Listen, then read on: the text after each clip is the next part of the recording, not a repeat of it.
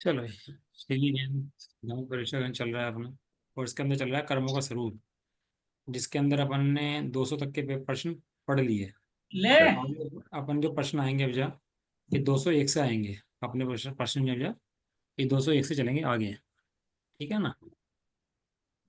तो क्या है, अनादि काल से जीव को शरीर का संयोग है। ये शरीर जीव को अनेक प्रकार से मिलते हैं, बदलते रहते हैं। कभी कोई शरीर, कभी कोई शरीर। तो बदल बदल के नया नया शरीर इसको मिलता रहता है। और जिस शरीर में जीव चला जाता है, उसी शरीर में अपनापन करने लगता है। कोई 3 इंच में चला जाए, एक इंद्रिय चला जाए, 2 इंद्रिय चला जाए, अकल नहीं है, अपनापन है। तत्व ज्ञान के लिए तो भेद ज्ञान के लिए अकल चाहिए, भिन्न करने के लिए अकल चाहिए। लेकिन ये मोह का संस्कार तो अनादि काल से चला आ रहा है ऐसे ही, बिना करे। किसी जीव का नहीं रुकता। सब जीवों की पर्याय बुद्धि चली ही आ रही है। पर्याय बुद्धि क्या? ये जितने बदलते हुए भाव हैं, ये सब मेरे हैं। ये बदलते हुए भाव है ना जीव के, ये सब क्या मानता है ये सब ये सब ये मानता है मेरे हैं, मेरे भाव बदल रहे हैं, मेरे परिणाम बदल रहे हैं। कार्य है कर्मों का। लगता कैसा है? अपना। इस जीव के मिथ्यात्व का मूल है, बस समझ लो आप। कर्मों के कार्य को अपना मानना। इस सिद्धांत प्रवेश के ग्रंथ के अंदर ये बताया जा रहा है कि भैया कर्मों का कार्य कर्मों का है। अब यश आ जाए हमारा, यश माने बहुत नाम हो जाए, लोग पूछने लगे हैं, तो कैसा लगेगा? भाई बढ़िया है एकदम, यश सबको अच्छा लगता है ना। और अपयश आ जाए तो बस बुरा लगता है कि भैया अपयश आ गया है तो बुरा हो गया है तो मेरे साथ। तो खुद खेद खिन हो जाता है अपयश आने से। ऐसी एक एक कर्म प्रकृति का है।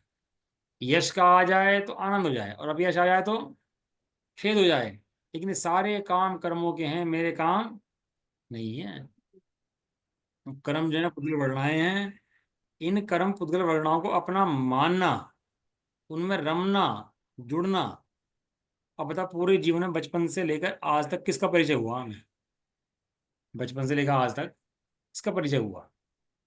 पैदा हुए, कैसा खाया, कैसा पिया, कैसे रहे, कैसे खेले, कैसे कूदे, बड़े हुए, पढ़ाई करी, माँ बाप हुए, सब हुए। ये सब किसका उदय बदल रहा है? ये सब कर्मों कर्मों की का। वजह से नई नई दशाएं बन रही हैं। अभी कोई बूढ़ा है, कोई जवान, जैसा कर्म होगा वैसी दशाएं अपना आप बदलती रहेंगी, और एक दिन अभाव हो मर जाएगा। तो मरता नहीं है, मात्र उस पर्याय का अभाव होता है। वो पर्याय को मानता है अपना। तो पर्याय के अभाव होने से क्या हो जाता है? वो तो दुखी हो जाता है। इसका नाम है मोह। और मर्जी की बात देखो, पढ़ता रहता है यहाँ पर, ये कर्म है, ये ऐसे हैं, आत्मा ऐसा है। लेकिन अंदर में भासता नहीं है। और जब तक भासता नहीं है, तब तक मिथ्या दृष्टि बना ही रहता है। मिथ्या बुद्धि आती नहीं है तब तक। हम्म। ये तो ये समझ लो, अनंतो जीवों में उपकार है आवाज अपना। कट रही है। क्या आवाज नहीं आ रही? नहीं कट रही, नहीं नहीं कट रही, नहीं सही आ रही है। अनंतो आपका ना जीवों डिस्टर्ब होगा। अनंतो जीवों में उपकार है अपना। कि ये जैन तत्व, जैन शास्त्र मिल गया, किसी को नहीं मिलता भाई साहब, किसी को नहीं मिलता। इतने धरती पे मनुष्य हैं। अभी तो बात छोड़ो तिरंजों की, एक इंद्रिय की। इतने मनुष्य हैं, ये तत्व ज्ञान उनमें से कितनों को मिल रहा? लेकिन अपन लोगों को मिल लिया, और अपन लोग भेद विज्ञान ना करें, अध्ययन ना करें, अपना कल्याण ना करें, तो भैया टोटल जी लिखते हैं, इसके भाग्य की महिमा हमसे तो हो सकती नहीं है। तो शादी हो जाए छोटी सी, तो कितने आडंबर उसके अंदर, ये हल्दी लगाओ, ये ऐसे करो, ये उसको ऐसे उठाओ, उसको ऐसे दिया जाता है, इसको ऐसे करा जाता है। यहाँ उठते हैं, यहाँ बैठते हैं, इसको गांठ लगती है, इसको खुलती है, ऐसे बांधो, उल्टी बांधो, सीधी बांधो। इतने आडंबर सिर्फ एक शादी के अंदर। और शादी नाम किसका है? लड़की ने हाँ कर दी, लड़के ने हाँ कर दी, नहीं। सहमति बन, किसका नाम शादी है? पीछे आडंबर कितना है उसके। वो आडंबर ढोते ढोते जी ऐसे दुखी बना रहता है भाई, शरीर के चक्कर में ऐसे दुखी रहता है। पढ़ते हैं तो प्रश्न नंबर 201 अब रिवाइज कर रहे हैं अपन लोग। 201 से 242 हाँ। तक के। आज नहीं हो हाँ। पाएंगे, आधे आज होंगे, आधे कल होंगे। ठीक है ना। ठीक। उच्छ्वास नाम कर्म किसे कहते हैं? जिस कर्म की वजह से शरीर में श्वासोच्छ्वास होता है, उसे उच्छ्वास नाम कर्म कहते हैं। शरीर में होता है, आत्मा में नहीं होता। जितने संसारी जीव होते हैं, सांस आती है, जाती है, आती जाती है, हवा है। हवा से शरीर टिकता है, हवा है, पानी है शरीर के अंदर, इसके तत्व है ना। पृथ्वी हम्म, है, अग्नि है, हवा है, पानी है, आयरन है, सब चीजें इसके अंदर है, पाई जाती नहीं पाई जाती। तो हवा भी चाहिए इसको। हम्म, तो हवा जाती है आती है, हवा जाती है और आती है, जिससे सारा ब्लड चलता है, पूरा प्रेशर मेंटेन रहता है बॉडी का, वायु तंत्र मेंटेन रहता है। उसको बोलते हैं उच्छ्वास। कभी कभी वायु घट जाती है, बढ़ जाती है, तो रोग हो जाते हैं वात के, दर्द बैठ जाता है शरीर के अंदर, ठंडों का, गर्मियों का, बरसात का। तो ये उच्छ्वास जो शरीर नाक में हवा जाना आना, उसको बोलते हैं श्वासोच्छ्वास वास। सांस। और उसका नाक से संबंध नहीं है, कुछ सोचे नाक से आती है। इस शरीर से जो सांस ऑक्सीजन लेता है ना जी, उसको बोलते हैं श्वासोच्छ्वास, शरीर से ग्रहण करता है। एक इंद्रिय को है कि नहीं है? है। एक इंद्रियों के कम से कम कितने प्राण हैं? एक इंद्रियों को है, तीन चार। अच्छा। चार प्राण कम से कम है। कौन कौन से चार प्राण है उसको? एक स्पर्श है, एक आयु है, एक उसको बल है, सांसों और जो क्या सांसों सांस है। इंद्रिय, काय बल, श्वास और आयु। हाँ, बिल्कुल। श्वासोच्छ्वास उसको भी होती है, एक इंद्रिय भी श्वासोच्छ्वास के बिना रह नहीं सकता। एक सांस में 18 बार भी प्राणायाम करता होगा, तो श्वासोच्छ्वास के बिना वो जीव रह नहीं सकता। श्वासोच्छ्वास जब करेगा वो इसको, ठीक है ना। तो इसलिए श्वासोच्छ्वास प्रत्येक जीव को होता है। और संसारी जीव के शरीर का प्राण है ये शरीर बिना उसके टिक सकता नहीं। नहीं। 202 नंबर प्रश्न है, तरस नाम कर्म किसे कहते हैं? जिस कर्म के उदय से द्विंद्रिय आदि पर्याय में जन्म होता है उसे तरस नाम कर्म कहते हैं। तरस नाम कर्म, आपने शैला पढ़ी होगी, है? क्या है लाइन के अंदर, उसके अंदर दुर्लभ लही जो चिंतामणि, त्यों पर्याय लही तरसतणी। तरस माने दो इंद्रिय है, तीन इंद्रिय है, चार इंद्रिय है, पांच इंद्रिय है। वास्तव में हमें पहले तो ये अपनी जो हमें मिला है, तो भगवान आना चाहिए। जब हमें भगवान आएगा, तब हमें समझ में आएगा कि मर्म क्या है इन बातों।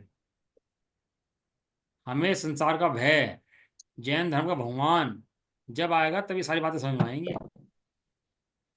तरस नाम कर्म किसे कहते हैं? कि दो इंद्रिया आदि पर्याय में जन्म हो, और ये कैसा है? तो चिंतामणि रत्न प्राप्त हो गया हो, इस तरह दुर्लभ है ये। अभी धन के पीछे पड़ा है, धन प्राप्त हो जाए, धन मिल जाए, हैं, और भोग मिल जाए, ये कुछ नहीं है। धन कन कंचन राज सुख, सब ही सुलभ करी जान, इसके लोग बोलते दुर्लभ है हैं संसार में। एक यथार्थ ज्ञान। इस शरीर सबके पास है। बताओ सब लोग दुखी हैं कि नहीं है? इस शरीर में रहते रहते कोई सुखी देखा आपने आज तक? कोई सुख नहीं। कोई खाना खा ले तो सुखी हो गया ना अब तो। ऐसे मतलब अकेला बैठा हो, खाना वाना पी ले, तो एक रोग लगेगा, बोर हो रहा हूँ बैठा बैठा, मन नहीं लग रहा मेरा। तो इससे बात करूँ, उससे बात करूँ, भी नई नई बातें करेगा, नई नई कषाय पैदा कर लेगा, है। खाली बैठ जाए तो एक दुख तो इस बात को हो जाए, मैं खाली क्यों बैठा, और वो दुखी बना रहता है उसके अंदर। कषाय भैया बहुत दुखी करती हैं, और देहधारी सभी दुखी हैं। ऐसा लिखा, जिनकी हत इंद्रियां जीवित हैं, हत इंद्रियां जिनकी जीवित हैं वे सब दुखी हैं। इंद्रियां क्या करती हैं? उसको घातती हैं, हनन करती हैं जीव का इसका। कैसा लगता है? अभी अंधा हो जाए तो वही बहुत दुखी है, बहरा हो जाए तो बहुत दुखी है। ये इंद्रियां इस जीव का हनन करती हैं, फटी हैं बाहर में। सारे विषय बाहर के बनते रहते हैं ना इसके। इंद्रियों से आत्मा का विषय बनता है कभी? कभी ऐसा हो सकता है इंद्रिय से आत्मा का विषय बन जाए? तो ये ऐसा हो ही नहीं सकता। इंद्रियों से विषय बाहर का बनता है, बाहर फटी हैं। बाहर देखेंगी, बाहर का सुनेंगी, बाहर का खाएंगी, बाहर का छुएंगी। ये इंद्रियों का विषय क्या है? सदाकाल बाहर। बाहर बाहर बाहर। लगता है इंद्रियों की पूर्ति होती सुखी हो रहा हो। इंद्रियों की पूर्ति हो सुखी नहीं है। इंद्रियों की पूर्ति के काम में इच्छा का अभाव हुआ है, उस इच्छा के अभाव से सुखी है। हम्म, चलो, तरस नाम कर्म किसे कहते हैं? जिससे दो इंद्रिय आदि पर्याय में जन्म होता है, तो तरस नाम कर्म कहते हैं। स्थावर नाम कर्म किसे कहते हैं? जिस कर्म की उदय से पृथ्वी, जल, अग्नि, वायु और वनस्पति पर्याय में जन्म होता है, उसे स्थावर नाम कर्म। क्या? हाँ, अभी समझता हूँ ना, ये पर्याय मेरी है, पंचेंद्रिय हूँ मैं, तो पंचेंद्रिय बना रहूंगा। भुला मत रहना, अभी कर्म का तो पलट जाएगा, तो एक इंद्रिय मिल जाएगा उठा करके। अभी क्या बन जाएगा? पेड़ बन जाएगा, घर के बाहरी कुत्ता बन जाएगा, छिपकली बन जाएगा इसी घर के अंदर, जिसे अपना मानता है। ये जो देखना मैं, छिपकली सांप घूमते हैं, ये क्यों घूमते हैं? ये इनको अपना मानते थे इसलिए घूमते हैं। अगला प्रश्न है, पर्याप्ति अथवा पर्याप्त नामकरण किसे कहते हैं? जिस कर्म के उदय से अपने अपने योग्य आहार आदि प्राप्तियां पूर्ण होती हैं, अथवा जिस कर्म के उदय से जीव पर्याप्त होता है, उसे पर्याप्ति अर्थात पर्याप्त नामकरण कहते हैं। कहते 6 पर्याप्ति हैं। कर्म का उदय आता है तो पर्याप्ति पूर्ण होती हैं, कर्म का उदय आता है तो पर्याप्ति पूर्ण नहीं होती। हैं। अभी पर्याप्ति पूर्ण समझने में ऐसी हो जाती होगी, बहुत दुर्लभ है, बहुत दुर्लभ है ये प्राप्ति पूर्ण होना है। ये 2 इंद्रिय आदि जीवों के अंदर पर्याप्ति हर किसी की नहीं होती, अनंतों जीवों में से एक की होती है, अनंतों जीवों में से एक की होती है। शुक्राणु जाते हैं ना बच्चा पैदा करने के लिए, तो अनंत असंख्यात संख्या में निकलते हैं, तब जाके एक मनुष्य बनता है। और उसकी बुद्धि पूरी हो जाए, क्षोभन पूरा हो जाए, धर्म मिल जाए, पढ़ ले लिख ले, इतना काम प्राप्त कर ले, तब जाकर उसको मोक्ष पद की प्राप्ति होती है। अनंतों में से कोई जीव छटता है एक, जिसको धर्म पढ़ने सुनने का मौका मिलता है, पर्याप्ति पूर्ण होती है इसकी, नहीं हो पाती पर्याप्ति पूर्ण। अनंत जी ऐसे ही संसार में दुखी बने रहते हैं। अगला है, पर्याप्ति किसे कहते हैं? सामने आ रहा है आप लोगों के? आ रहा है। आवाज आवाज सही आ रही है सब लोगों को? मेरे ख्याल से आप सही कर नहीं रहे नहीं, हो। आपका ही नेट गड़बड़ है, आवाज तो सही आ रही है। पर्याप्ति किसे कहते हैं? आहार वगैरह, भाषा वगैरह, मनोवगणना के परमाणुओं को आहार, शरीर, इंद्रिय आदि परिणमित कराने की जीव की शक्ति को, वो की पूर्णता को पर्याप्ति कहते हैं।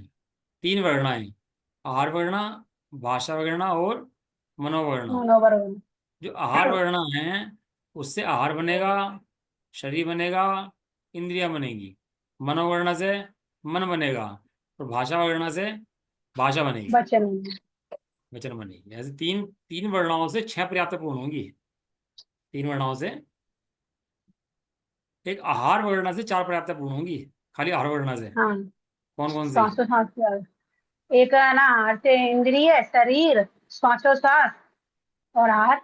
हाँ, एक आहार वर्णा से 4 की पूर्ति हो जाएगी, क्योंकि शरीर के अंदर शरीर भी है, शरीर के परमाणु भी हैं, इंद्रिय भी है और सांस भी है, 4 चीजें। पर्याप्तियों के कितने भेद हैं?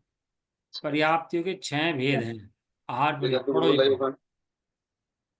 कौन पढ़ेगा? पढ़ेगा कोई?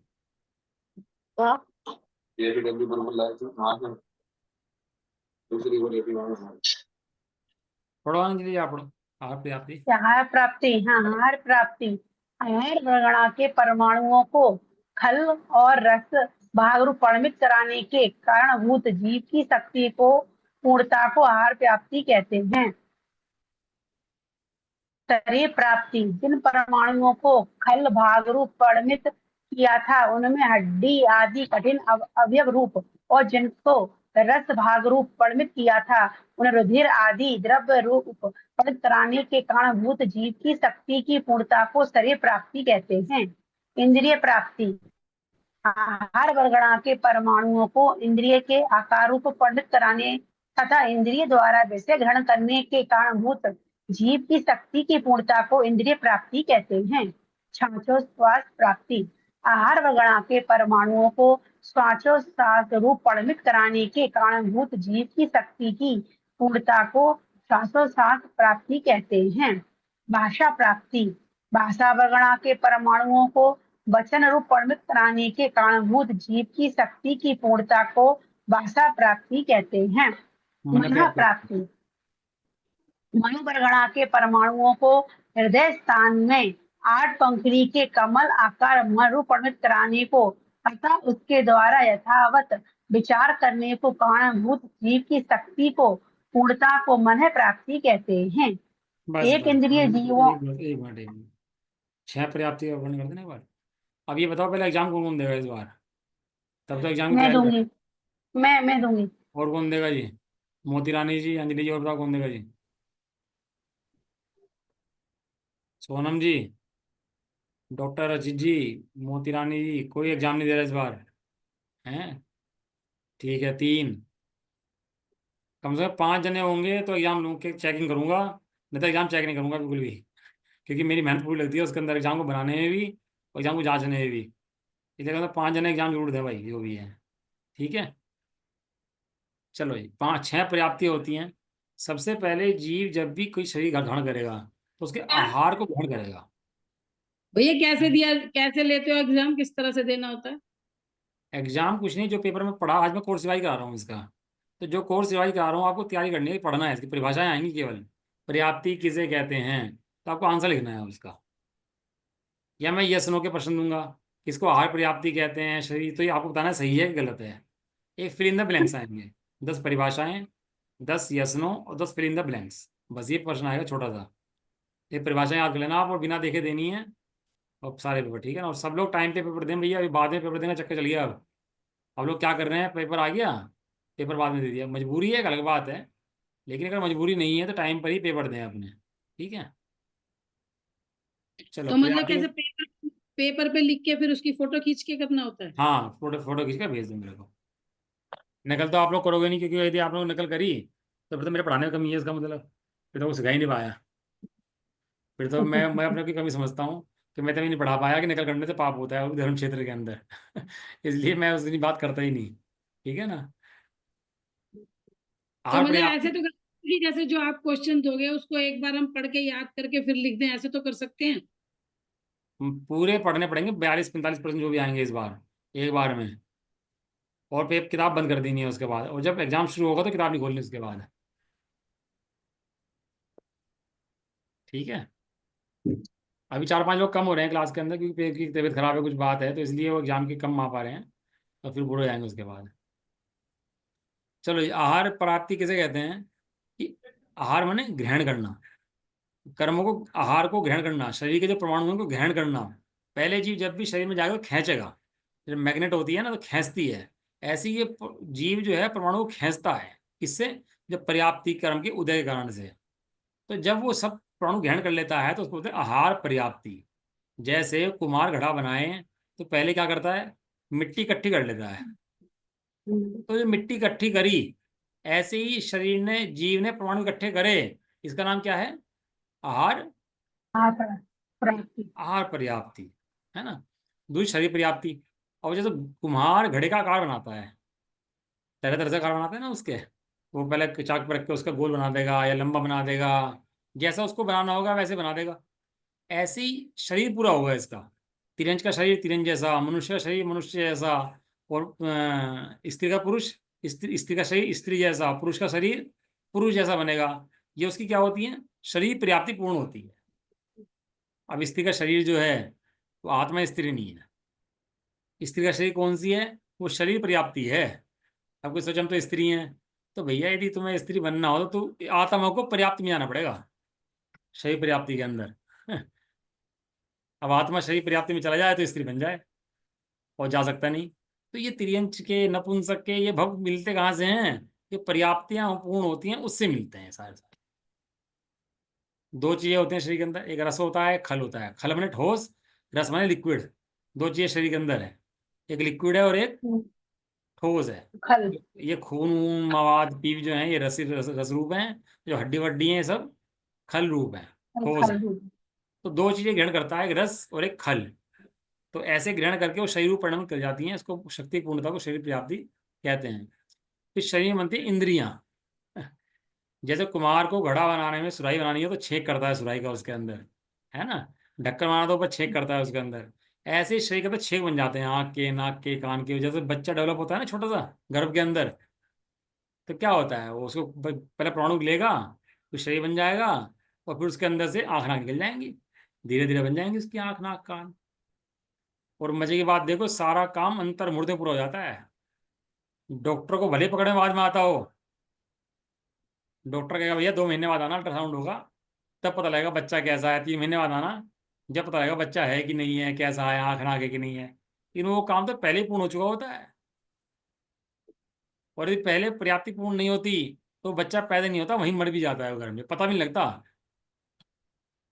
ये तो बच्चे आपको पता ना, मर जाए, 7 महीने का बच्चा मर गया, 8 महीने का बच्चा मर गया, गर्भ में मर गया, ये तो पर्याप्ति पूर्ण करे बच्चे हैं। ये पर्याप्ति पूर्ण करने का काम अंतर्मुहूर्त के अंदर हो जाता है, और फिर उसका विकास होता है।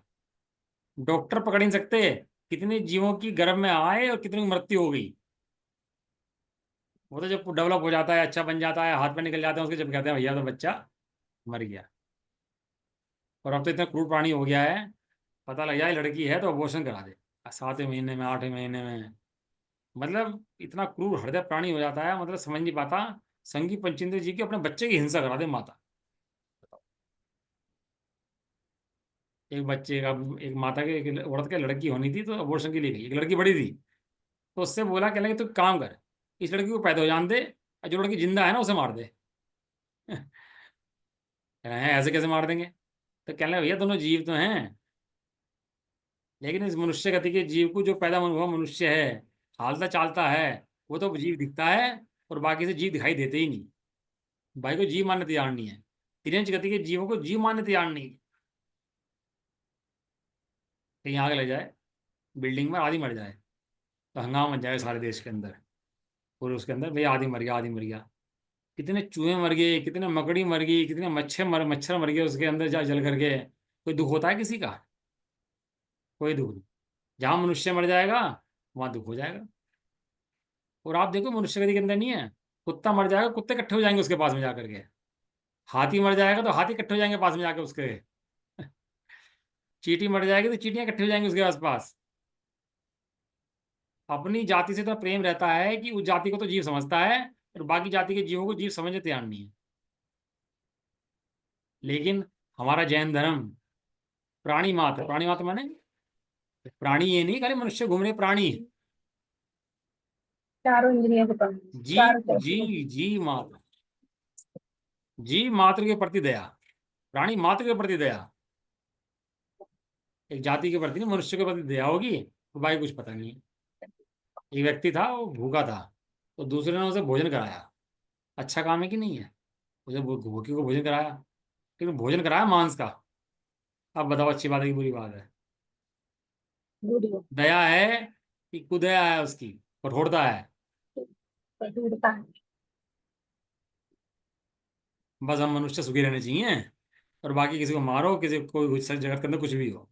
लेकिन जब तू वहां जाएगा, बन जाएगा वही, तो तेरा क्या होगा तू ये सोच। मैंने सोचा एक बार कि इतने जीवों को काटते हैं, मारते हैं, केस करता हूँ इनके ऊपर। ये कोर्ट में केस ले आओ ऊपर तक, सुप्रीम कोर्ट तक, कि भाई कि ये इतने मरना तो, इतने क्रूरता तो सही नहीं है। भाई कोई आदमी किसी आदमी को मारे, दंड है कि नहीं है? अब कोई आदमी जानवर मारे तो कोई दंड नहीं है, और जानवर आदमी को मार दे तो दंड हो जाता है उसके लिए, बेचारे के लिए। तो ये आदमी के लिए इतनी फ्रीडम। तो मैं सोचा कानून एक वो लगाते हैं पिटिशन, और चलते हैं लेकर पिटिशन। तो पिटिशन लगाने के लिए गए तो पता लगा कि जितने कानून है ना अपने यहाँ लोग के अंदर, वे सारे मनुष्यों के ऊपर लगते हैं, तिरंचों पे अप्लाई नहीं होते। कोई तिरंचों को मार दो कोई दिक्कत नहीं है, कोई कानून नहीं लगता।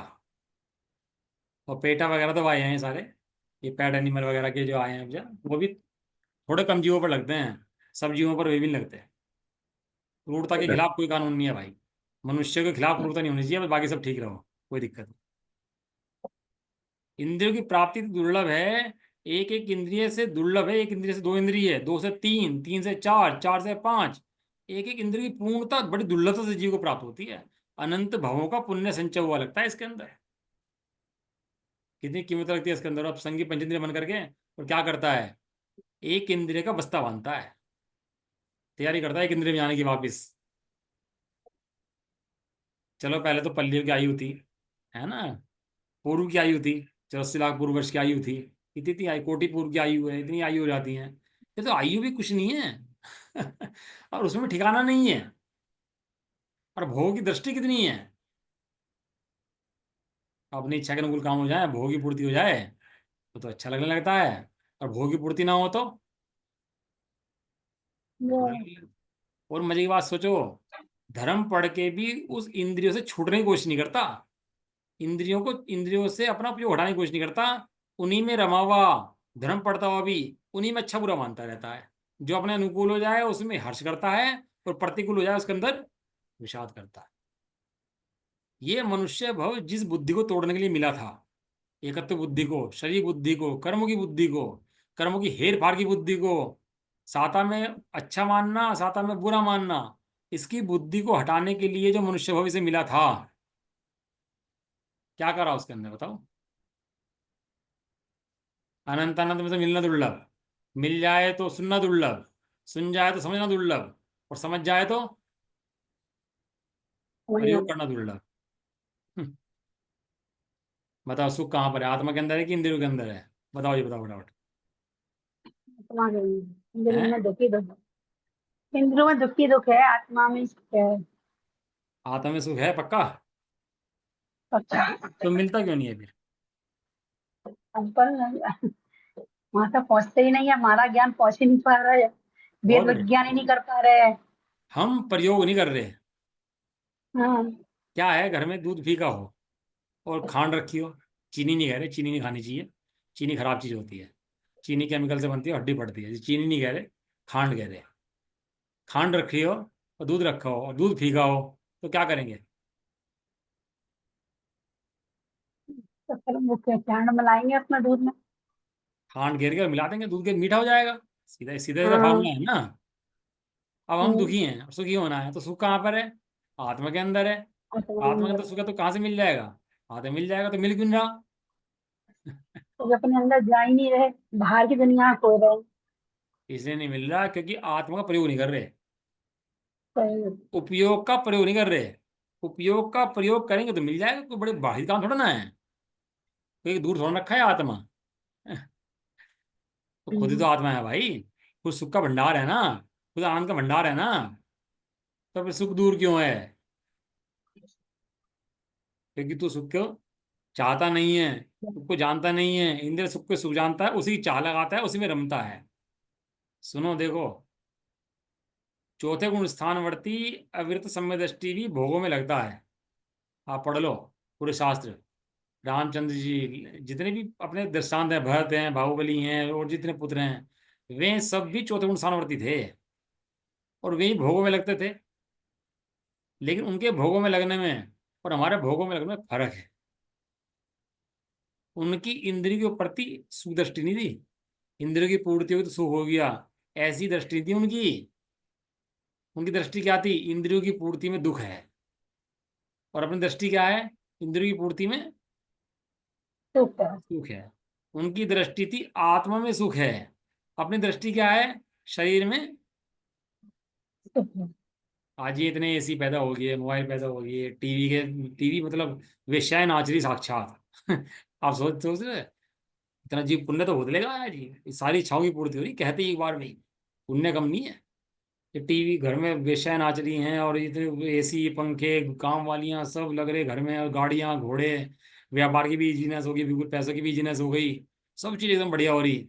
उसके बाद क्या हो रहा? उसके बाद क्या हो रहा? बस चिंता।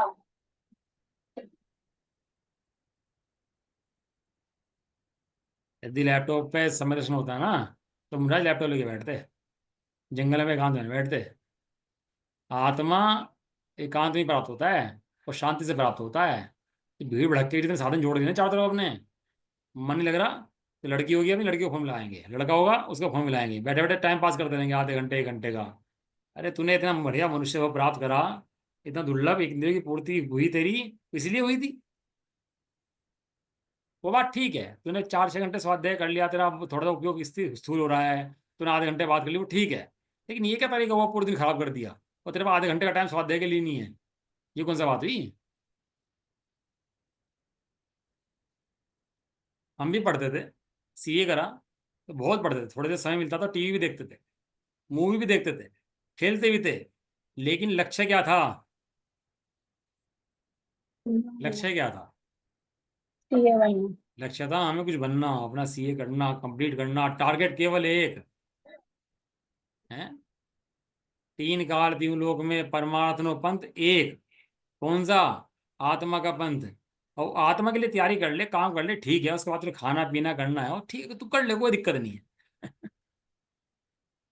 अब गाड़ी चाहिए जाने के लिए, ठीक है, गाड़ी कर ले, कोई दिक्कत नहीं। उसमें इत्र होना चाहिए, उसमें पर्दे होने चाहिए, उसमें से ठंडा एसी होनी चाहिए, गद्देदार सीट होनी चाहिए, और गाड़ी 10 लाख की नहीं चाहिए, 1 करोड़ की चाहिए। ये सब कहाँ से आ गया? लेकिन इतनी सामग्री इकट्ठी करेगा, इतनी सामग्री इंद्रियों में इकट्ठी करेगा चारों तरफ, खुद ही बेभान हो, जैसे मकड़ी का जाला बुनता है और खुद ही जाल में फंस के मर जाता है। एक मकड़ी होती है, जाला बुनती रहती है, बुनती रहती है, इतना बुनती है, इतना बुनती है, खुद ही मर के फंस जाती है, उसके मर जाती है उसके अंदर। ऐसे ही ये मकड़ जाल में बुनता रहता है, परिग्रह के जाल में बुनता रहता है। परिग्रह को पाप ऐसे थोड़ा कहा है। आप सोचना, कल होमवर्क आपके लिए, परिग्रह को पाप क्यों कह दिया? अब रखा है, रखा रहने तो क्या फर्क पड़ रहा? मकान दुकान है, गाड़ी घोड़े हैं, फैक्ट्रियां हैं, बिल्डिंग है, रखी रहने दो, क्या फर्क पड़ता है? जितना परिग्रह के पास है उतना धर्म से दूर है। दूर है। ये कहा जितना परिग्रह है उतना नरक में जाएगा। चक्रवर्ती पद में मर जाए तो 7 नरक जाता है, नियम है। चक्रवर्ती अगर चक्री में मर जाए ना छोड़ के मुनि न बने, तो 7 नरक जाता है, वो तो 7 में जाता है। और जो परिग्रह की दृष्टि है, वो एक फैक्ट्री दो, 2 की 4, एक की बिल्डिंग दो, 2 की 4, और दान देने का नंबर आ जाए मंदिर का, किसी चीज का, साधर्मिक सेवा का, तो देना पाए। इंद्रियों की प्राप्ति बड़ी दुर्लभ है। ये भोग के साधन इकट्ठे नहीं करने, धर्म के साधन इकट्ठे करने हैं। धन की तैयारी नहीं करनी, धर्म की तैयारी करनी। समझ में आ रहा? इंद्रिय प्राप्ति माने एक एक इंद्रिय की प्राप्ति हो जाए, जीव को आंख नाक कान बन जाए, इसको बोलते हैं इंद्रिय प्राप्ति। शाश्वतवास माने आहार विगड़ना के परमाणुओं को शाश्वतवास। अब सुर की 4 पर्याप्ति किससे होंगी?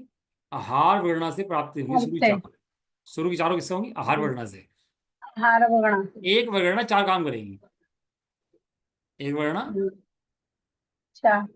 आहार विगड़ना, वो आहार भी बनाएगी, शरीर भी बनाएगी। शरीर के अंदर 1 इंद्रिय, 2 इंद्रिय, 3 इंद्रिय, 4 इंद्रिय, 5 इंद्रिय, नरक का शरीर, देव का शरीर, मनुष्य का शरीर, तिरंज का शरीर, सब शरीर इससे बनेंगे। किससे? आहार विगड़ना से। फिर इसमें इंद्रिया बनेंगी, 1 इंद्रिय हो तो 1 इंद्रिय, 2 इंद्रिय हो तो 2 इंद्रिय, तो श्वास आएगी सब जीवों को। फिर भाषा पर्याप्ति होगी। भाषा माने बोलने की शक्ति। बचन कौन से जी इंद्रिय जीव को होती है? क्या? 3 2 2 2 इंद्रिय। 2 इंद्रिय जीव से शुरू हो जाती है भाषा। भले ही आपका आवाज ना आ रही है उसकी 2 इंद्रिय की, लेकिन उसको जुबान मिल गई ना तो बोल सकता है। 2 इंद्रिय, 3 इंद्रिय, 4 इंद्रिय, 5 इंद्रिय। और देखो ये शब्दात्मक जो बोलना है ना, जो हम समझते हैं बोलते हैं, ये तो केवल मनुष्य गति और देवगति के पास ही है। बाकी कोई गति में बोल नहीं सकता, नारगे भी नहीं बोल सकता। बड़ा भारी है। ये भाषा प्राप्त करके भाषा बिगाड़े। एक एक इंद्रिय की दुर्लभता देखो, उन्हें जो बिगाड़ता है उसे भी प्राप्ति करनी मुश्किल पड़ जाती है। जिसे भाषा नहीं मिलती वो नियम से 1 इंद्रिय होता है। क्यों? क्योंकि जीव नहीं मिलती ना उसको। इसलिए वचन बोल के जिसने बिगाड़े उसके तो भैया दुर्गति हो जाती है। उसके बाद है मन पर्याप्ति। एक एक पर्याप्ति दुर्लभ है। ये मन का मिलना दुर्लभ है। क्यों? तो सम्यक दर्शन जब भी होगा तो वो मन के द्वारा ही होगा, मन के बिना नहीं हो सकता। क्योंकि मन वाला संगी पंचेंद्रिय जीव होता है, और जिन्हें संगी पंचेंद्रिय पना होता है उन्हीं को सम्यक दर्शन का अधिकार होता है। सम्यक दर्शन की कैटेगरी लिखी है, सम्यक दर्शन किन्हें होगा, तो पढ़ना आप, अच्छे हैं उसमें 20-25 पॉइंट है। शाखा के अंदर आया। मंद कषाय हो, क्षयोपशम हो, इतना जिसे शास्त्र समझ सके, हैं, ये मन वाला हो, सोया हुआ ना हो, नशे में ना हो, बहुत सारी कैटेगरी लिखी है इसको सम्यक दर्शन की। कितनी कैटेगरी होनी चाहिए, मिलेगा तो मैं भेज दूंगा, लेकिन अच्छी हैं सारी चीज़ें।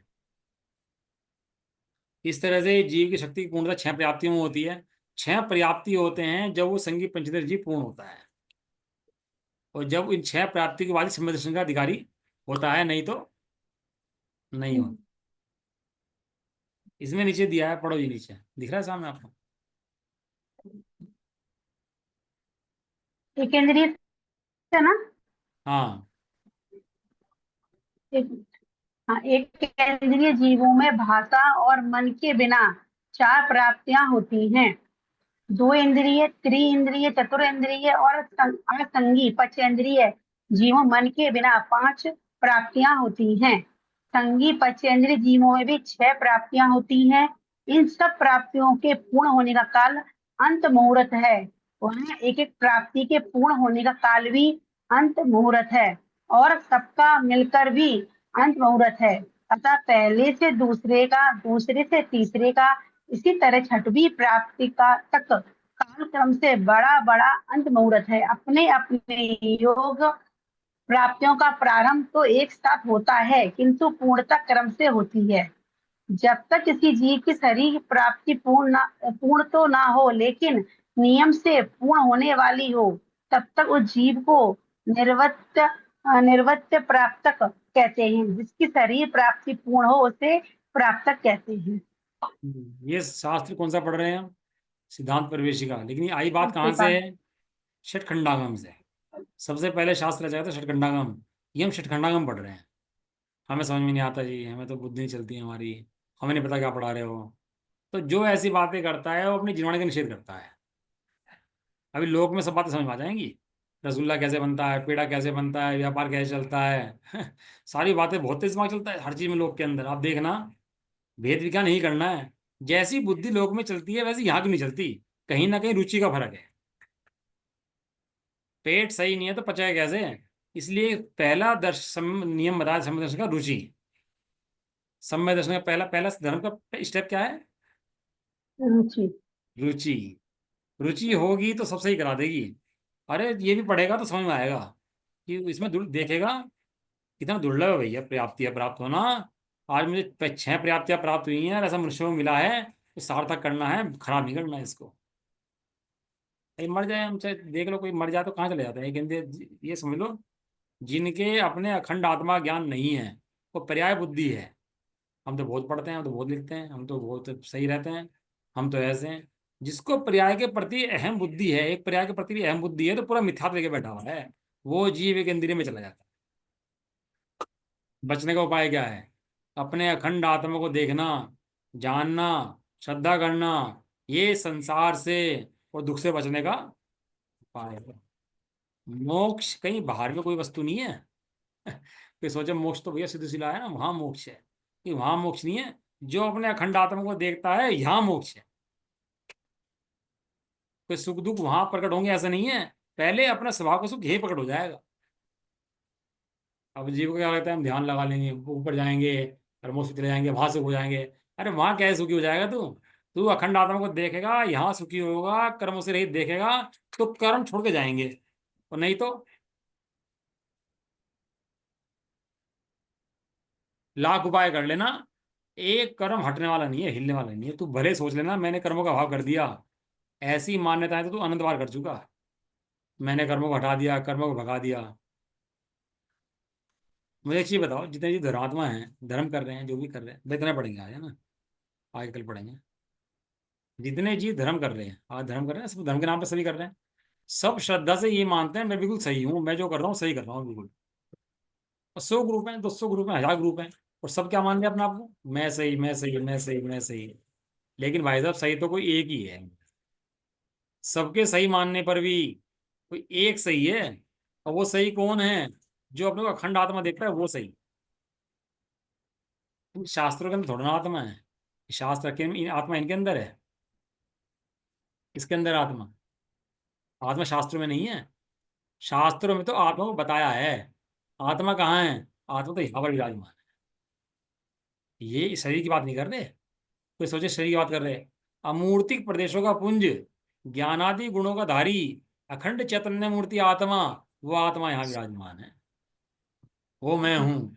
3 लोक के जानने वाला, 3 लोक का नाथ, वो मैं हूँ। बाहर में कोई और नहीं है ये कर्म है, शरीर है, सब भग जाएंगे, सब भग जाएंगे। लेकिन मैं रह जाऊंगा। कितना रह जाऊंगा? पूरा। पूरा। पूरा। जितना हूं। पूरा। नरक में घटा कि नहीं घटा? एक इंद्रिय को बताया, 2 का आया, 3 का आया, 4 का आया, कुछ बिगड़ा मेरा? कुछ नहीं। मेरा कुछ नहीं बिगड़ पाया है। इसलिए मैं कैसा हूं? मैं परिपूर्ण ज्ञायक परमात्म तत्व। ऐसा जो जानता है वो इन सब कर्मों से छोड़ता हुआ मोक्ष में जाके विराजमान हो जाता है। मुक्त देखता है सो मुक्त होता है, मुक्त नहीं देखता तो मुक्त भी नहीं होता। चलो ठीक है, बाकी चर्चा इसकी जाती है व्याप्ति की कल करते हैं। थोड़ा कल कोर्स खींचने की कोशिश करेंगे इसका ना। कुछ कहना चाह रहे कोई? निज निधि निज में बता दी। बताइए अनंत उपकार है इसके लिए जिन वाणी माँ को वंदना सतवार। नौवाणों का